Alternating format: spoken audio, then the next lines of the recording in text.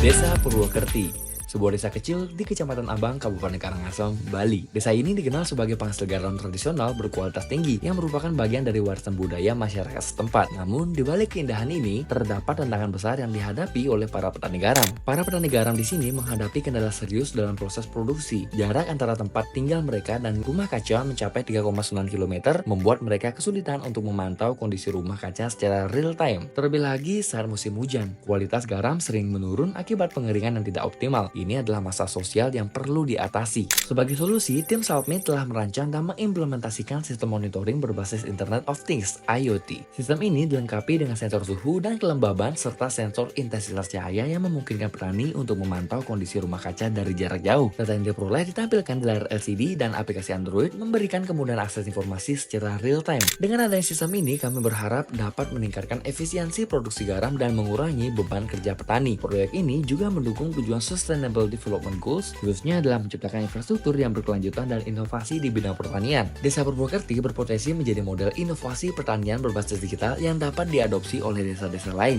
Saat ini, tim Southmate telah menyelesaikan beberapa tahapan penting. Kami mengadakan diskusi untuk membahas tahapan pengembangan sistem monitoring berbasis IoT. Dalam diskusi ini, kami membahas pembuatan rangka yang dirancang untuk melindungi perangkat sistem monitoring sekaligus memastikan kestabilan alat di lapangan. Kami memutuskan untuk menggunakan bahan yang kuat namun ringan agar rangka dapat bertahan dalam berbagai kondisi cuaca. Kami juga melakukan diskusi dengan dosen pembimbing untuk memastikan semua langkah yang diambil sudah sesuai dengan rencana. Dalam diskusi ini, kami memaparkan hasil dan kendala yang dihadapi pada beberapa tahapan penting, termasuk pembuatan rangka dan pengembangan aplikasi. Dosen pembimbing memberikan masukan terkait pemilihan material rangka yang lebih efisien dan saran untuk pengembangan aplikasi agar lebih ramah anggota. Pada tanggal 5 dan 8 Januari 2025, kami melaksanakan pembelian bahan tahap 2 untuk mendukung penyelesaian sistem monitoring. Pembelian ini mencakup bahan utama dan komponen pendukung, seperti stainless steel untuk rangka, box panel, dan baterai sebagai sumber daya utama. Semua bahan dipilih dengan memperhatikan kualitas dan ketahanan agar dapat mendukung sistem bekerja optimal di lingkungan implementasi. Pada minggu ketiga, tepatnya tanggal 14 Januari 2025, kami mulai merancang dan menganalisis kebutuhan pengguna untuk aplikasi pemantauan.